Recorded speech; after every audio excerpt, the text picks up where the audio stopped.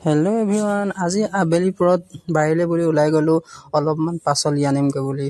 আৰু পাচলি মানে কি আছে, তিয়ঁহ আছে, দাংবডি আছে আৰু এনেকুৱা ধেৰ কিবা কিবি আছে আৰু আমাৰ বাৰীখনত। তো বৰ্তমান গৈ দাংবডি ছিঙি আছোঁ।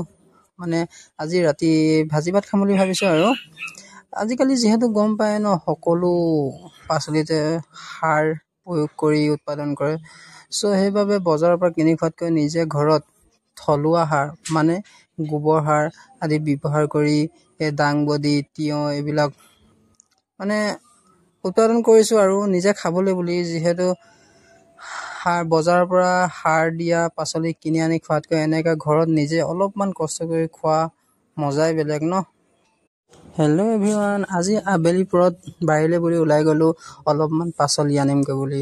আৰু পাচলি মানে কি আছে, তিয়ঁহ আছে, দাংবডি আছে আৰু এনেকুৱা ধেৰ কিবা কিবি আছে আৰু আমাৰ বাৰীখনত। তো বৰ্তমান গৈ দাংবডি ছিঙি আছোঁ।